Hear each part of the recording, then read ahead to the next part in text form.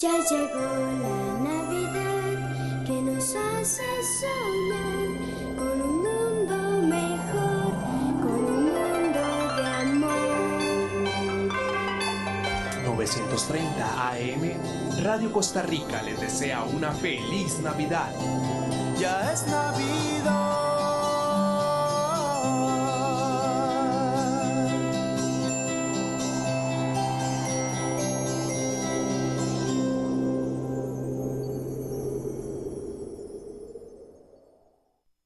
A partir de este momento, Casa de Bendición te invita a escuchar Hablando con Dios, un programa dirigido a la familia.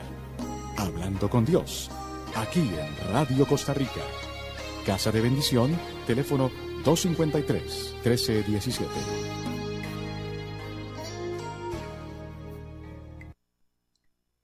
Buenas tardes, amigos de Radio Costa Rica.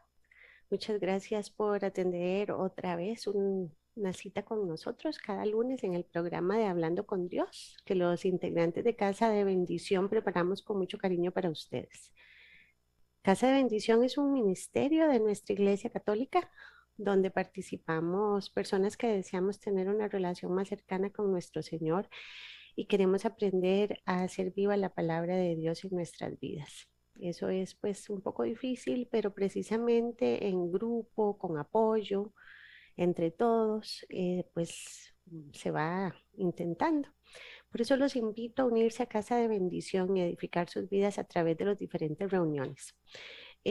Todos los días tenemos reuniones virtuales por medio de Zoom, pero ya hace unas semanas se iniciaron unas reuniones presenciales los sábados a las 3 de la tarde, los martes a las 9 de la mañana y los miércoles a las 3 de la tarde.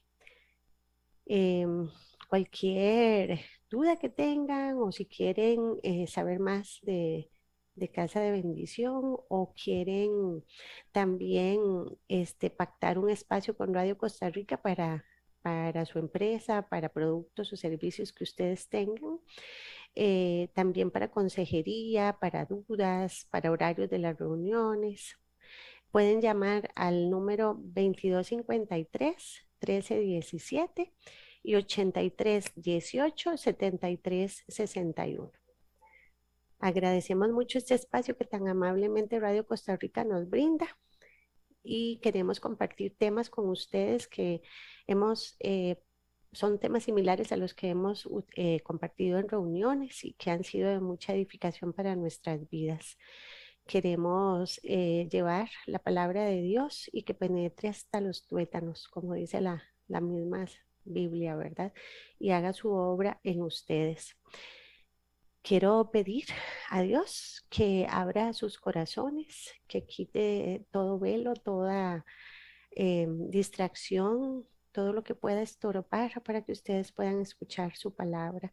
Le pido a Dios que esta palabra sea para edificarlos, para bendecirlos, para ayudarlos en estos momentos pues difíciles que seguimos viviendo. Y también pido a Dios que puedan ustedes abrir sus ojos y verlo ahí cercano, amoroso y esperándolos. Le pido al Espíritu Santo que me utilice, que pueda ser instrumento en sus manos para poder ser de edificación para ustedes. El tema que voy a mostrarles hoy tiene que ver un poco con lo de la pandemia y le puse como título ¿Cuándo nos tenemos que encerrar para dejar pasar la ira de Dios? Esto se basa en Isaías 26, del 20 al 21, que dice: Ve, pueblo mío, entra en tu casa y cierra las puertas detrás de ti. Escóndete un poco hasta que pase la ira del Señor, porque el Señor va a salir de su palacio para castigar por sus pecados a los habitantes de la tierra. Y la tierra no ocultará más a sus víctimas, sino que dejará ver los crímenes cometidos en ella. Dios nos ha guardado en realidad, guarda los suyos y no tanto por los méritos nuestros, sino por su fidelidad, por su gracia y por su misericordia. En la Biblia vamos a ver varios casos donde Dios encerró a sus hijos, al pueblo de Dios en algunos casos, y eh, siempre tiene un propósito. Vamos a ver en Éxodo 12, del 12 al 13, el pueblo de Egipto. Durante esa noche yo recorreré el país de Egipto y daré muerte a todos los primogénitos de Egipto, tanto de los egipcios como de sus animales, y demostraré a todos los dioses de Egipto quién soy yo, Yahvé. En las casas donde están ustedes, la sangre tendrá valor de señal. Al ver esta sangre, yo pasaré de largo y la plaga no los alcanzará mientras golpeo a Egipto. Vean qué terrible, ¿verdad? Esto lo conocemos bien. El pueblo se encerró esa noche y lo que ocurrió fue tan trascendental en la historia del pueblo de Dios que cambió el orden del calendario bíblico. Eso lo podemos ver en Éxodo 2, 1, 2. Yahvé dijo a Moisés y a Aarón en el país de Egipto: este mes será para ustedes el comienzo de los meses, el primero de los meses del año. La salida de Egipto marca un nuevo inicio para el pueblo de Dios y para señalarlo, el Señor decidió que a partir de ese momento ese mes se consideraba como el primer mes de calendario bíblico. En ese momento estaban en el séptimo mes, que le llamaban Nisan, según el calendario original o el calendario civil. En ese calendario, el primer mes del año era el principio del otoño, que puede ser septiembre u octubre ahora. La liberación de los israelitas le costó a Egipto 9 plagas y la 10ª fue la vencida. Dios anunció al faraón que todo primogénito en Egipto moriría y de nuevo haría distinción entre egipcios e israelitas. Eso lo vemos en Éxodo 11, 4 al 7, no lo voy a leer, sino que eso lo conocemos, ¿verdad? Son las plagas de Egipto.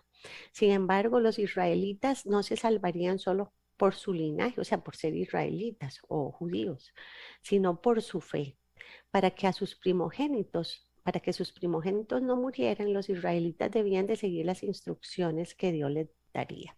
Y esto es la celebración de la Pascua. De hecho, el Memorial de la Pascua no solo tenía como propósito ser una fiesta histórica que celebra eventos del pasado, también es una celebración profética del plan de Dios para la redención de la humanidad a través del Mesías. Miles de años después de esa primera Pascua, Jesús murió en la cruz como el Cordero de Dios, precisamente en el día de la Pascua. Eso ocurrió el 14 de Nisan, en el mismo mes, a las 3 de la tarde. Y con su sangre salvó a todo aquel que en él crea, librándolo de la esclavitud, del pecado y de la muerte eterna. Eso lo vemos en Juan 3, 16. El pueblo se encerró esa noche y Dios actuó. Esta noche los judíos celebraron la primera Pascua. Pasaron la noche en su casa con su familia y si la familia no era suficientemente grande, la pasaron también con la familia del vecino.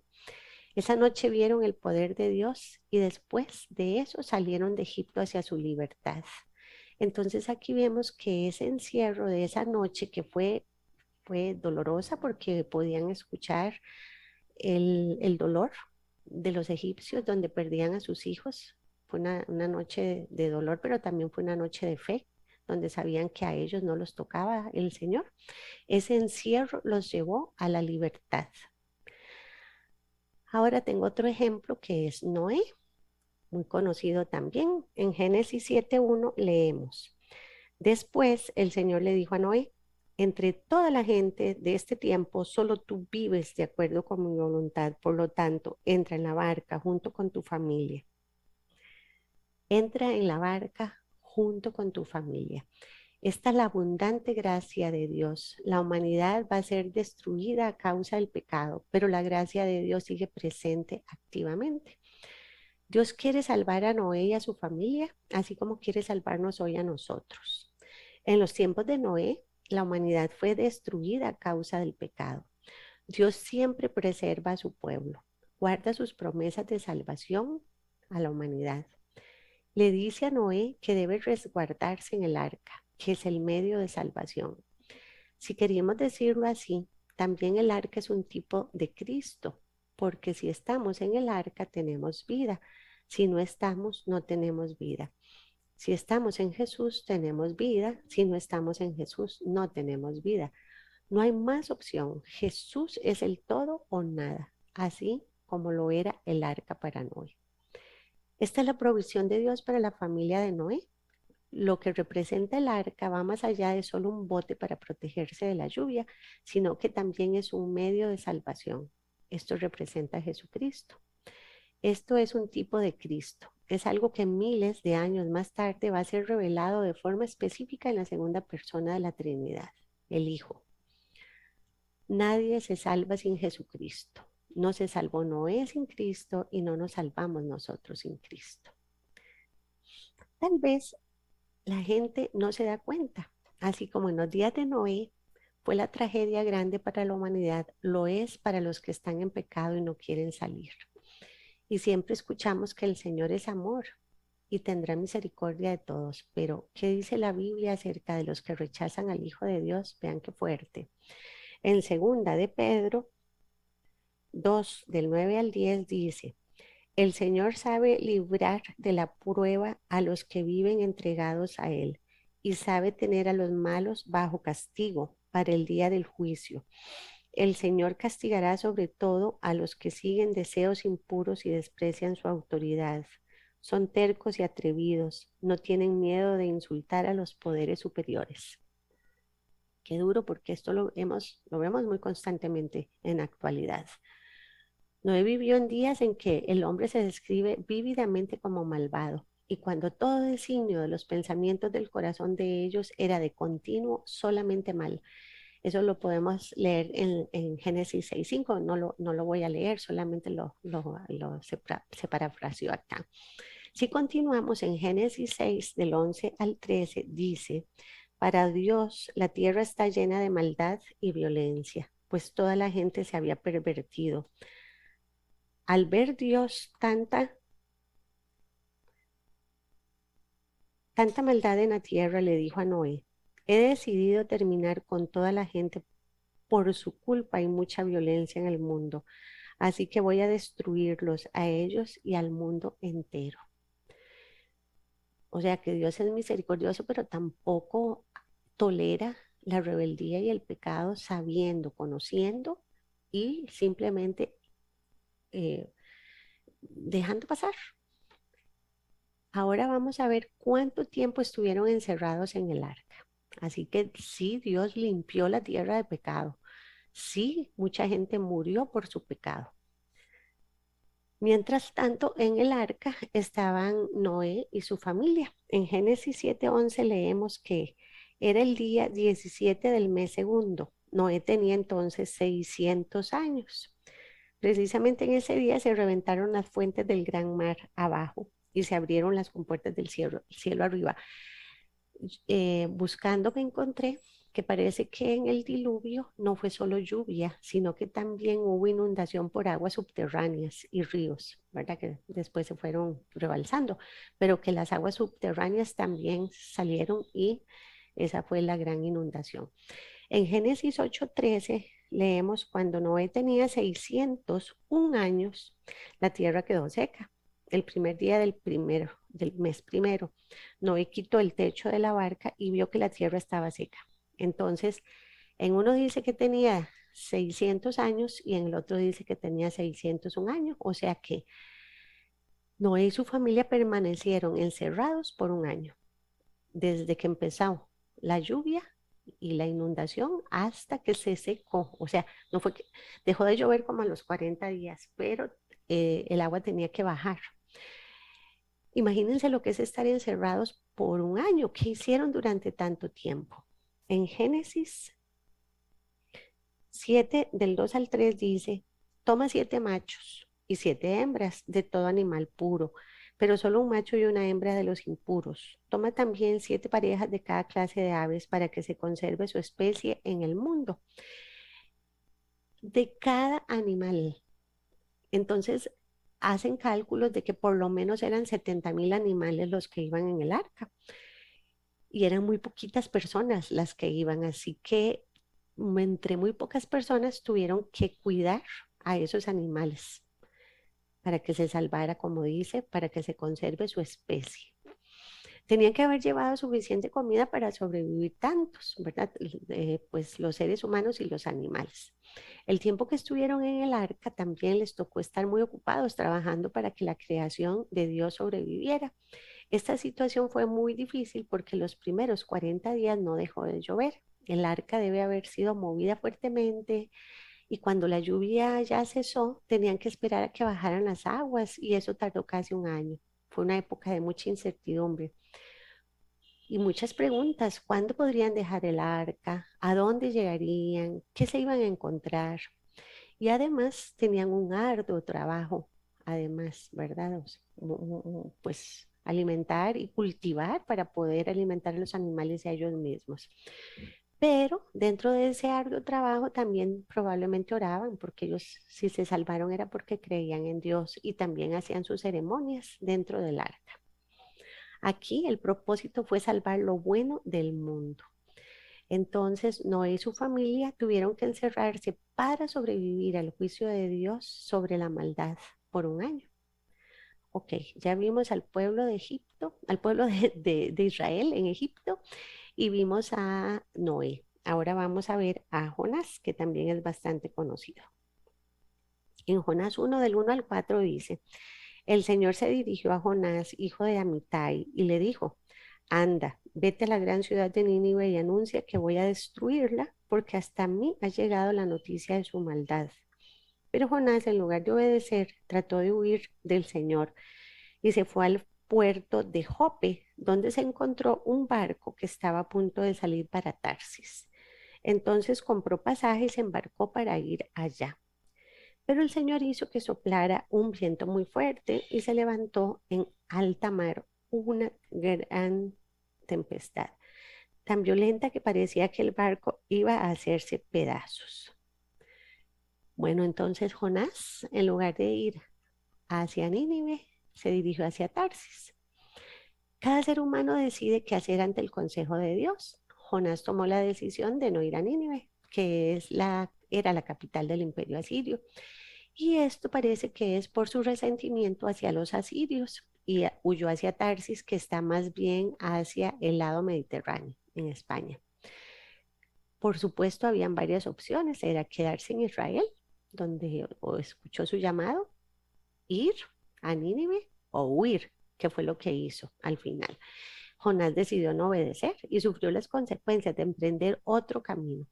Jonás provocó grandes pérdidas en la nave, o sea, no solamente fue que desobedeció a Dios, sino que esa desobediencia trajo problemas a otras personas. El viaje se hizo más difícil, los marineros experimentaron un gran temor e incertidumbre, echaron al mar los enseres, muebles, accesorios, la carga que llevaba el barco y gastaron sus fuerzas sin resultados. Jonás era indiferente y en realidad hasta igualado, no le importó lo que los demás estaban sufriendo. En el barco él se durmió mientras la tripulación luchaba por salvarse.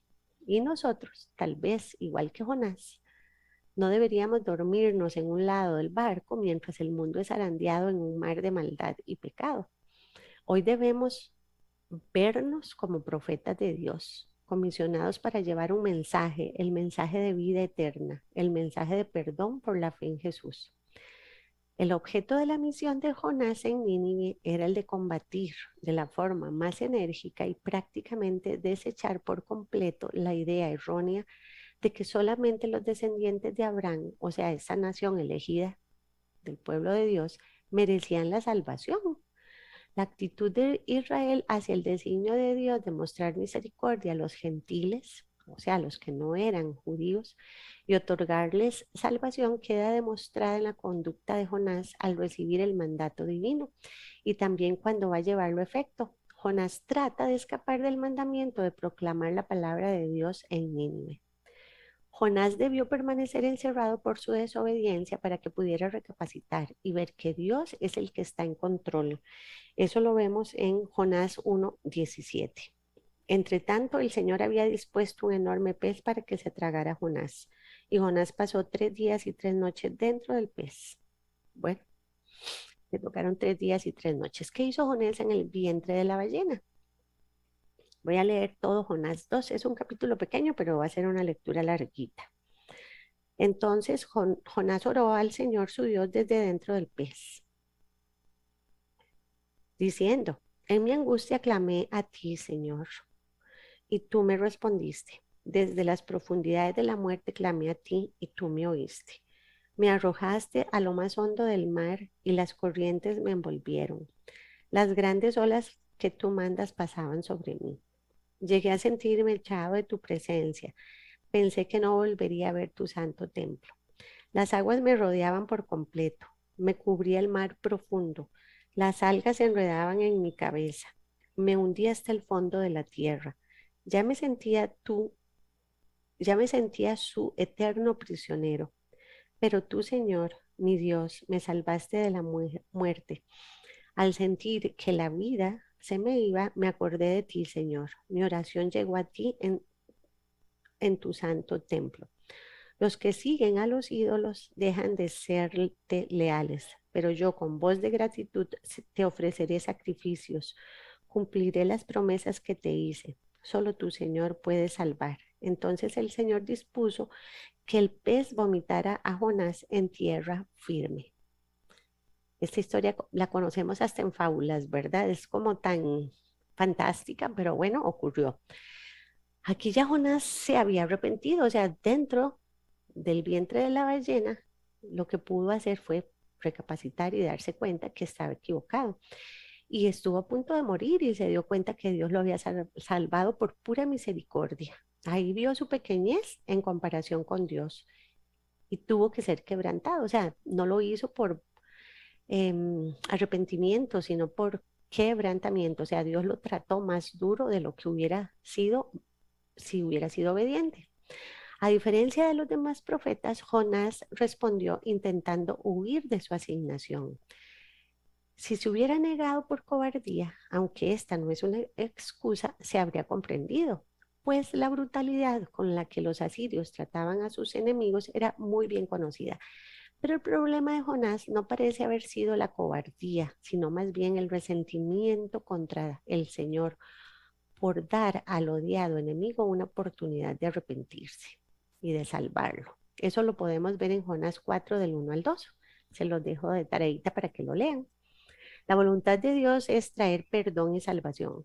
Cuando el profeta Jonás esperaba la destrucción de Nínive, Dios le dijo, y no tendré yo piedad de Nínive, aquella gran ciudad donde hay más de 120,000 personas que no saben discernir entre su mano derecha y su mano izquierda y muchos animales. Aunque Jonás no entendía el amor de Dios por los ninivitas, fue presionado por Dios y proclamó el mensaje y fue oído. Jonás fue un símbolo de Cristo por el hecho de que se encontró en el vientre del gran pez, en el Seol, según sus propias palabras. Lo acabamos de escuchar. Yo lo leí ahora en Jonás 2:2. En Mateo 12:39 al 41 leemos, Jesús les contestó, esta gente malvada e infiel pide una señal milagrosa, pero no va a dárseles más señal que la del profeta Jonás. Pues así como Jonás estuvo 3 días y 3 noches dentro del gran pez, así también el Hijo del Hombre estará 3 días y 3 noches dentro de la tierra. Los de Nínive se levantarán en el día del juicio, cuando se juzgue a la gente de este tiempo, y la condenarán, porque los de Nínive se volvieron a Dios cuando oyeron el mensaje de Jonás. Y lo que hay aquí es mayor que Jonás. Entonces, bueno, encima de la misión que tenía Jonás, Jonás nos representa a Jesús, ¿verdad? Y Jonás fue escuchado, los ninivitas se arrepintieron y nosotros, muchos de nuestra época, no creemos en Jesús a pesar de que Él es mayor que Jonás. Ahora, Jonás fue encerrado para que se arrepintiera. Y vamos a ver ahora a Elías. Tal vez estos pasajes no son tan conocidos como los anteriores, pero Elías fue uno de los que se tuvo que encerrar por mucho tiempo. En Primera de Reyes 17:1 leemos, Elías tesbita de Tisbe de Galat, hijo de Ahab, vive el Señor, Dios de Israel, a quien sirvo, que no habrá en estos años rocío ni lluvia, si no es por la palabra de mi boca. Elías era el profeta en esa época y quería como salir a defender a Dios ¿verdad? Quería salir al paso en el nombre de Yahvé. De la polémica en torno a quién es el responsable mayor o último de la fertilidad de la tierra. El pueblo de Israel, cuando era nómada, llegó a establecerse en la tierra y llegó a considerar que su Dios, Yahvé, era Dios de los rebaños y que era poco entendido en asuntos de cosechas. Parecía más adecuado, una vez ya sedentarios establecidos, que el pueblo se dirigiera a Baal, que era el dios cananeo de la tierra y de la fertilidad. Elías, con su acción, con esa declaración que hizo, quiere mostrar la inutilidad del culto al Baal. Solo Yahvé es Dios de Israel y solo Él puede dar o quitar la lluvia. Durante esa larga sequía que ocurrió, Elías tiene que huir al desierto y vivir escondido junto al torrente de Kerit. Voy a volver a leer esta parte para que, ¿verdad?, tenga un poco de sentido, porque si la empiezo luego ya como que se pierde. Primera de Reyes 17 del 1 al 6. Voy a repetir el 1. Elías era profeta de Tisbe, pueblo que estaba en la región de Galaad. Un día Elías le anunció a Ahab: juro por el Dios de Israel, a quien sirvo, que durante varios años no va a llover ni a caer rocío hasta que yo lo diga, y así será. Luego Dios le dijo a Elías: vete de aquí y escóndete en el arroyo de Kerit, que está al este del río Jordán. Así tendrás agua para beber. Yo he ordenado a los cuervos que te lleven comida. Elías se fue a vivir al arroyo de Kerit como Dios lo mandó. Y todos los días en la mañana y en la tarde los cuervos le llevaban pan y carne para que comieran. Si quería beber, iba por agua al arroyo, pero tiempo después el arroyo se secó, pues había dejado de llover en el país. Esta sequía anunciada por Elías en esta cita bíblica era una gran amenaza para el reino norte de Israel, es el reino de Acab. Por lo tanto, su vida corría peligro y Dios lo envió a ese arroyo de Kerit para su propia seguridad. Allí Elías se dejó envolver por la soledad árida de esa oración que es rica y fructífera a la mirada de Dios.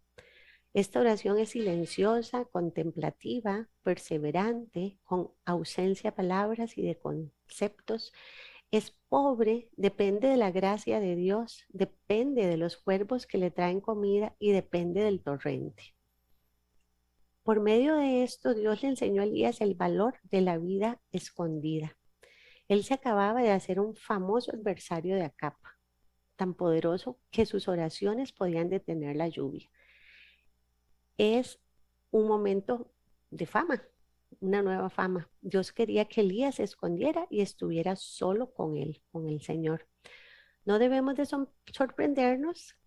Entonces, si algunas veces nuestro Padre Celestial nos dice: hijo, ya has tenido bastante afán, ya has hecho mucho, ya tienes mucha publicidad o muchas emociones, ven aquí, escóndete junto a este arroyo. Por ejemplo, en el caso de nosotros, nuestro adversario o nuestro afán nos llevó a la pandemia.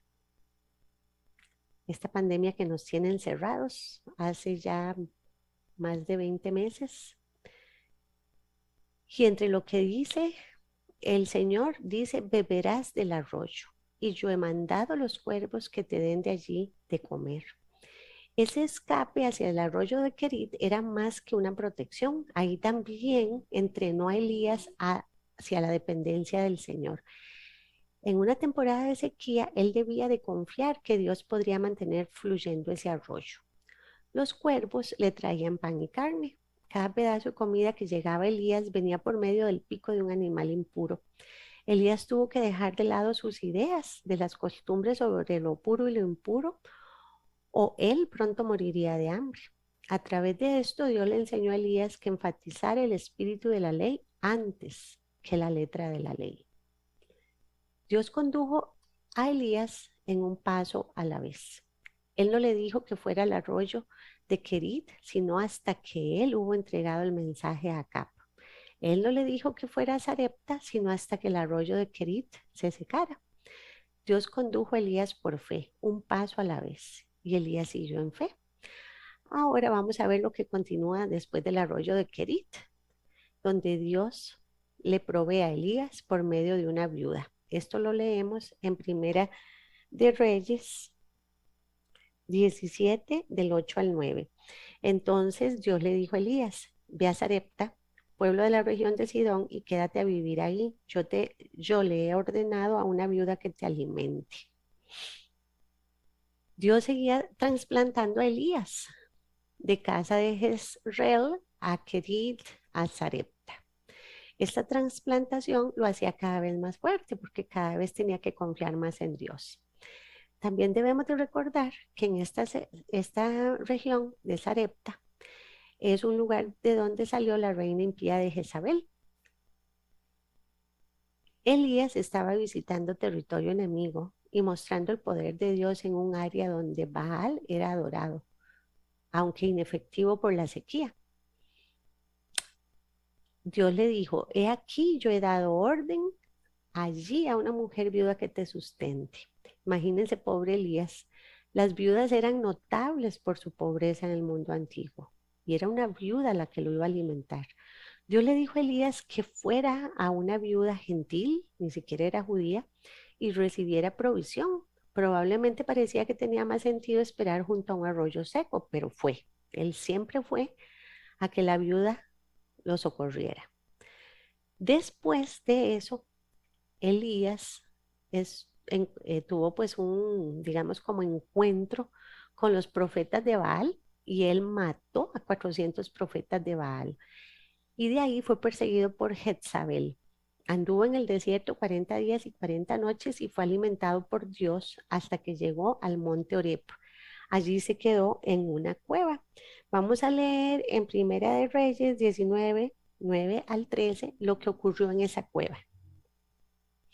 Allí encontró una cueva y se quedó a pasar la noche, pero Dios le habló de nuevo y le preguntó, ¿qué estás haciendo acá, Elías? Él contestó, yo me he preocupado mucho por obedecerte, pues tú eres el Dios Todopoderoso. El pueblo de Israel ha abandonado el pacto que tiene contigo, ha destruido tus altares y ha matado a tus profetas. Solo yo estoy vivo, pero me están buscando para matarme. Entonces Dios le dijo, sal afuera de la cueva y párate delante de mí en la montaña. En este momento Dios pasó por ahí y de inmediato sopló un viento fuerte que estremeció la montaña y las piedras se hicieron pedazos, pero Dios no estaba en el viento. Después del viento hubo un terremoto, pero Dios tampoco estaba en el terremoto. Después del terremoto hubo un fuego, pero Dios tampoco estaba en el fuego. Después del fuego se oyó un ruido delicado del silencio. Cuando Elías lo escuchó, se tapó la cara con su capa. Salió y se quedó a la entrada de la cueva. En ese momento, Elías escuchó una voz que le preguntó, ¿qué estás haciendo aquí, Elías?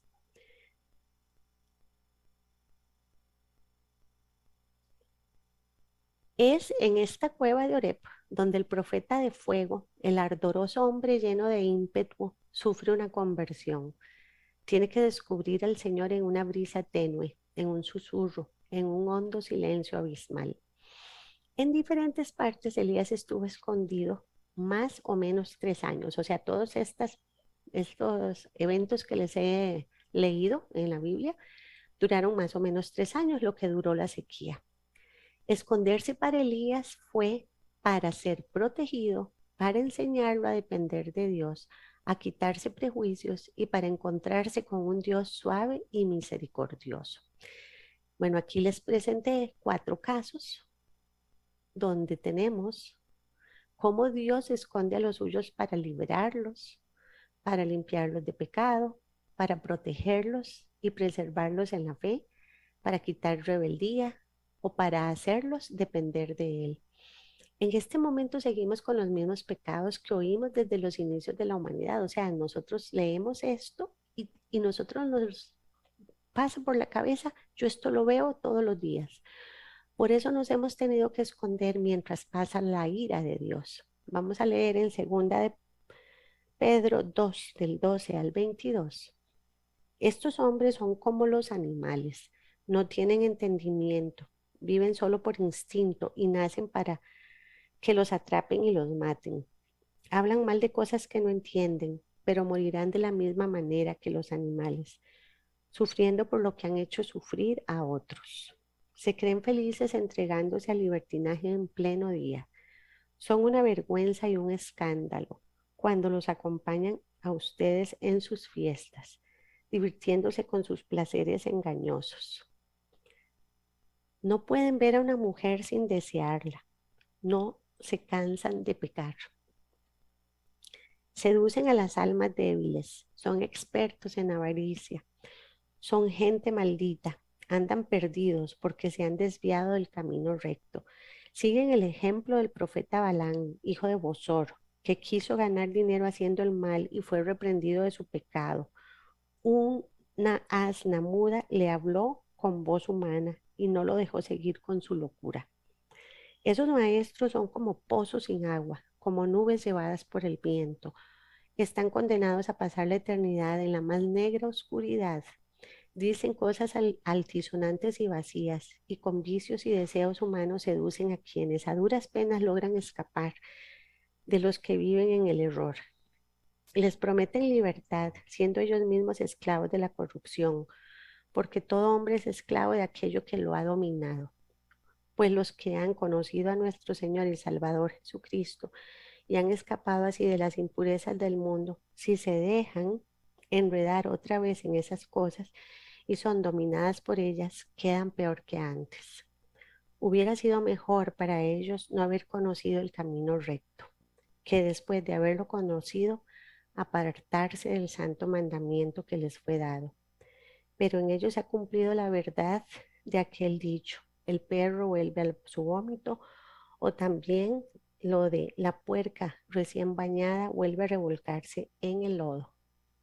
Es una lectura fuertísima porque aquí nos dice lo que ocurrió en esa época y es lo mismo. Esto ha estado siempre en la humanidad. Es muy triste. Eso es parte de la naturaleza humana y tenemos que luchar contra esto. En este mismo momento, Dios nos ha encerrado por la pandemia para que podamos encontrarnos con Él, para fortalecernos, para preservarnos del pecado, para hacernos depender de Él.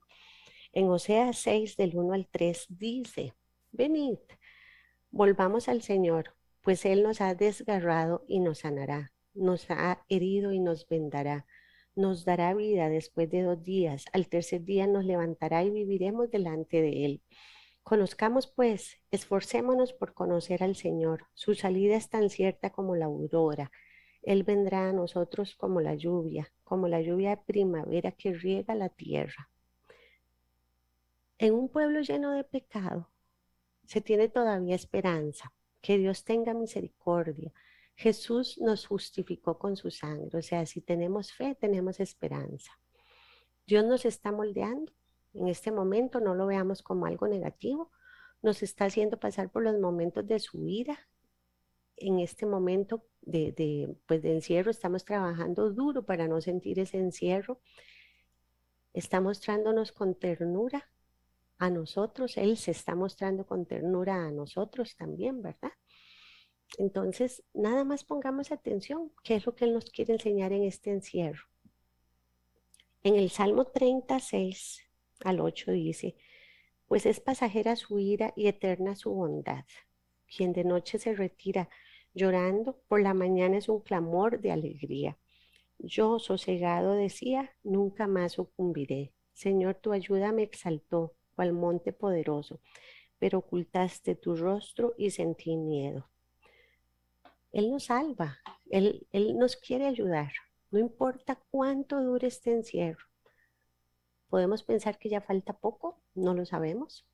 Sabemos que Dios nos está guardando, eso sí lo sabemos, ya sea que no seamos obedientes y nos está sosteniendo para que no cometamos más imprudencias, nos está dando un trato especial de amor o nos tiene trabajando para su reino o nos quiere proteger del pecado. También nos quiere hacer depender de Él, que creamos más en su provisión que en nuestras fuerzas pongamos atención. ¿Qué es lo que Dios está tratando con nosotros en esta pandemia, en este encierro? Querer tal vez bajar un poco el, la actividad y poder sentir a Dios más cercano. Hagámoslo. En el Salmo 27:5 dice, porque en el día de la angustia me esconderé en su tabernáculo, en lo secreto de su tienda me esconderé, me ocultará, sobre una roca me pondrá en alto. Vean qué salmo más hermoso. Me esconderé en su tabernáculo y en lo secreto de su tienda me ocultará. El Señor está tratando de hacernos sentir su gran amor. Muy pocos podrían creer que esto es por amor, que esta pandemia, que este estar encerrados es porque Él nos está cuidando, porque Él nos quiere moldear, porque Él nos quiere enseñar cómo Él nos provee y nos protege. Simplemente pongamos atención qué es lo que Dios está haciendo en nuestras vidas y hagámoslo, seamos obedientes, no seamos como Jonás. Yo quiero hacer una oración para que el Señor pueda mostrarnos con claridad qué es lo que Él quiere de nosotros en estos momentos de pandemia, donde tal vez ya se está levantando muchas restricciones, pero igual no podemos salir con tranquilidad, no podemos estar en cualquier parte, no podemos todavía reunirnos. Veamos a ver qué es lo que Dios quiere, qué es lo que Dios nos está pidiendo. Señora, muéstranos qué es lo que nos quieres enseñar en esta pandemia. Muéstranos, amado Señor, tu voluntad, que podamos ver tu amor, tu misericordia, que podamos entender que cada cosa que ocurre en nuestra vida tiene un propósito. A veces son muy duras las situaciones, pero que podamos entender, Señor, que podamos ver ese propósito tuyo en nuestras vidas. Todo ocurre para bien de los que aman al Señor, dice tu palabra. Yo te doy gracias, Señor, por que tú nos has hablado, porque tú nos quieres formar, porque tú nos quieres moldear, porque tú quieres que seamos obedientes. Yo te pido, Señor, que nos des un corazón dócil, que quites toda rebeldía, que permitas, Señor, que nos dejemos moldear en tus manos. En el nombre de Jesús te lo pido. Les doy gracias por em, por este rato que estuvieron con nosotros. Y le pido a Dios que pasen una feliz Navidad y que estén en unión con su familia, disfrutando de todo lo que Dios les está dando, más espiritualmente que materialmente. Muchas gracias.